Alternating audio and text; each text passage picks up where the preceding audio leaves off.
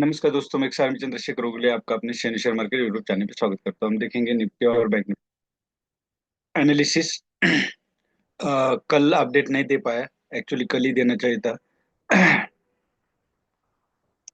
Market अभी बिल्कुल ascending trend line के ऊपर खड़ा है। यहाँ से अगर मार्केट गिरता है तो एक ब्लड बात आने की बहुत ज्यादा संभावना है। तो आज भी एफआई ने सेलिंग की है।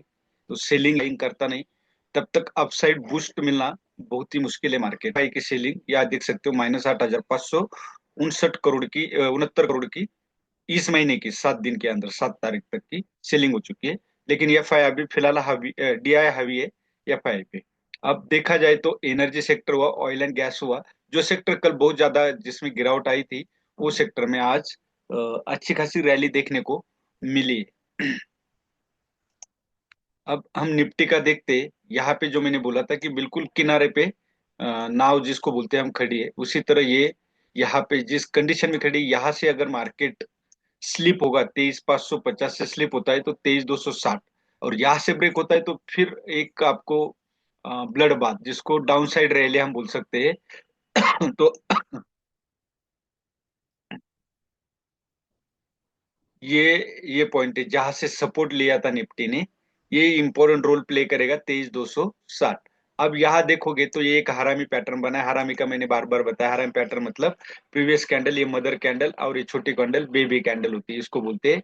अगर इसका हाई ब्रेक होता है, ये 23,770 है, मैं आवरली में आपको दिखा दूंगा कि ये 23,770 को बार बार मार्केट वहां से रिवर्स हो रहा था, अगर वो ब्रेक होता है तो हमें एक अच्छी अपसाइड मूवमेंट मिलेगी। और दुआ बात वही है कि मार्केट बिल्कुल सेंटिमेंट नेगेटिव है। अब जो नया वायरस आया है एचएमपीवी कुछ नाम का, तो उसकी वजह से भी एक न्यूज न्यूज में बहुत ज्यादा डरावना माहौल क्रिएट हुआ है। तो हो सकता है कि मार्केट को तो बहाना चाहिए गिरने का, और वो तैयार किया है चाइना ने। तो यहाँ से अगर 23,550 मिलता है तो मैंने फिर वही आपको सलाह होगी कि जो भी लॉस होगा 5 6 7 8% तक लॉस होगा तो बुक कीजिए। कुछ अमाउंट, कुछ क्वांटिटी, ये नहीं बोलूंगा कि पूरी की पूरी, लेकिन कुछ अमाउंट आप एवरेज के लिए, फिर नीचे आएगी तो दोबारा बाय कर लीजिए, मार्केट में फिर मौका मिलेगा। ऐसी बात नहीं है, लेकिन फिलहाल ये कोई बाय सेल रिकमेंडेशन नहीं है। आप अपने सूझबूझ से लीजिए। जो मैं आपको चार्ट पे बता रहा हूँ, जो चार्ट बोल रहा है वही बता रहा हूँ। अपने मन की कोई भी बात आपको ना बता रहा हूँ, ना आपको डराने की कोशिश कर रहा हूँ। बस एक टेक्निकल एनालिसिस जिससे आपको सीखने को मिलेगा कि मार्केट में किस तरह से आपको इन्वेस्टमेंट करनी है, ट्रेडिंग करनी। क्यों? क्योंकि मार्केट में आप बाय करके छोड़ दोगे तो नहीं चलेगा, एक समय पे फल पकने के बाद उसको खाना ही पड़ता है। उसी तरह नहीं तो वो खराब हो जाएगा। तो यही यहाँ पे भी है। अब मार्केट अगर गिर रहा है तो आपको कुछ अमाउंट कैश निकालना ही पड़ेगा मार्केट से। बाद में दोबारा ट्राई कीजिए, मार्केट दोबारा संधि देगा, लेकिन गिरने के बाद आपका लॉस होगा तो वो रिकवर करने में समय लगेगा। ये याद रखिए। फिर आप बोलोगे कि मार्केट खराब है, मार्केट खराब नहीं, मार्केट इसी तरह चलता है, इसी तरह चल रहा है, आगे भी इसी तरह चलेगा, क्योंकि इसमें डिमांड और सप्लाई का पूरा खेल है। तो ये देखिए, ये जो कैंडल बनी है आवरली की, अगर आप देखोगे तो 23,650 का 640 का एक लो लगाया। उसके बाद पहले तो 23,798, मतलब 23,800 का हाई लगाया, और 640 मतलब 160 पॉइंट में ही आज निफ्टी मूवमेंट करती रही। तो इसमें ये क्या दर्शाती है कि बायर्स और सेलर्स में कंफ्यूजन है। जब अप साइड जाता है तो सेलर्स नीचे पुश कर रहा है, और डाउन साइड आता है तो बायर्स नीचे से पुश कर रहा है, मतलब दोनों में फोर्स बराबर है, और आप कंफ्यूजन में कि जाए तो जाए किधर। कल इन दोनों में जो कमजोर होगा उस साइड मार्केट मूवमेंट करेगा। 5 मिनट में अगर आप यह देखोगे तो आपका ट्रेड कहाँ पे बन रहा था और क्यों बन रहा था, लॉजिक सबसे बड़ी बात यह है कि ये 2 बार टच किया था तो 3 बार यहाँ पे भी एक ट्रेड बनता था। क्यों? क्योंकि यहाँ से आप देख सकते हो, ये एक रिजेक्शन में छोटी सी लाइन आपको ड्रॉ करके दिखाता हूँ। देखो, ये पॉइंट ऊपर था, ये पॉइंट ऊपर था, उसके बाद यहाँ पे एक सेलिंग आई थी,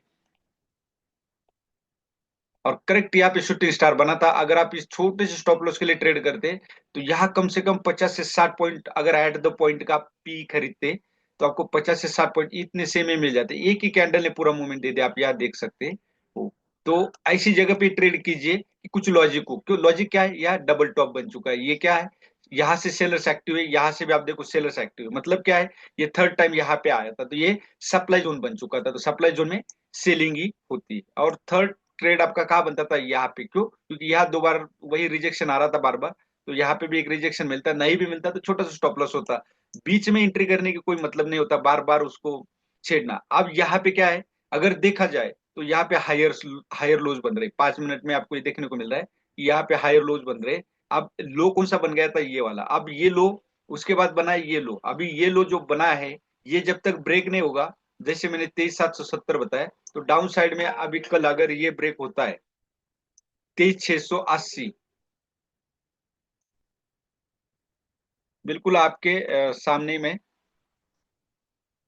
रेंज आपको दिखा रहा होगी किस तरह से रेंज, ये 23,600 क्यों, क्योंकि यह 3 बार सपोर्ट ले चुका है। अब अगर ये ब्रेक करता है, मार्केट में निगेटिविटी है और ऑप्शन चेन भी निगेटिव है, तो आप यहाँ पे सेल कर सकते हो। तो आपको 680 से 640 है, 40 पॉइंट की रेंज है। अगर ये भी ब्रेक करता है तो फिर आपको 23,550, और ये भी ब्रेक होता है तो फिर आपको 23,260 तक मिलेगा, और वो ब्रेक होता है तो फिर ब्लड बात है। तो इसी तरह आपको छोटे छोटे टारगेट अचीव करने पड़ेंगे, क्योंकि बड़ा मुंह, अगर ये पता चले हमें कि ये इतना मूवमेंट देगा ही देगा, कोई जरूर नहीं देगा ही। अगर इतना पता चलेगा तो हम कितने अमीर हो जाएंगे, कितना पैसा कमा सकते हैं, क्योंकि हमें सब पता है कंफर्म हो जाएगा। लेकिन मार्केट में इस तरह की श्योरिटी होती नहीं, इसलिए सबसे ज्यादा लॉस होता है। अब बैंक निफ्टी का हम देखते हैं, वैसे देखा है दोनों ने पॉजिटिव क्लोजिंग दी है। यहाँ पे आप देख सकते हो, बैंक निफ्टी से ज्यादा, सॉरी, निफ्टी से ज्यादा बैंक निफ्टी पॉजिटिव थी, लेकिन कल निफ्टी बहुत ज्यादा गिरावट बैंक निफ्टी में भी देखने को मिले। बैंक निफ्टी में भी देखा जाए तो क्लोजिंग इस एसएनडी ट्रेड लाइन के नीचे दी है। अगर ये 49,650 अगर ब्रेक करता है कल, तो आपको एक बहुत बड़ी ब्लड बाथ देखने को मिलेगा। तो यहाँ पे बैंक में थोड़ा सा ध्यान दीजिए, क्योंकि पीएसयू स्टॉक में काफी गिरावट देखने को मिली थी कल। तो ये है, अगर कल ये 50,500 ब्रेक करता है तो आप अपसाइड जा सकते हैं। अभी यहाँ पे जो पैटर्न बना है, सेम हरामी पैटर्न बना है, और यहाँ पे काफी कंसोलिडेशन देने के बाद रिजेक्शन आया हुआ है, ये याद रखें। इसलिए अपसाइड ब्रेक करना इतना आसान नहीं है, डाउन साइड आसानी से ब्रेक हो जाएगा। अप साइड अगर आप ट्रेड करते हो तो बिल्कुल कम क्वांटिटी में करिए, डाउन साइड करते हो तो आप ज्यादा क्वांटिटी में कर सकते हो। ज्यादा का मतलब ये नहीं बता रहा हूँ कि आप पूरी पूरी अमाउंट लगाओ, नो। यहाँ अप साइड करते हो तो आप 20 से 30% लगाइए, लेकिन डाउन साइड करते हो तो 40 से 50। हमेशा ऑप्शन में ट्रेड करते हो तो आपके पास 60% तक रिजर्व होना चाहिए, पूरे के पूरे पैसे भी कभी भी ट्रेड नहीं करना। पैसे कमाने के लालच में आप ऑप्शन और फ्यूचर में बर्बाद हो जाओगे, तो इसलिए संभल के ट्रेड करना। ये था। गोल्ड देखिए, गोल्ड भी हायर लोज लग रहा है, इसका मतलब गोल्ड अपसाइड जाने की उम्मीद मुझे ज्यादा यहाँ पे नजर आती है।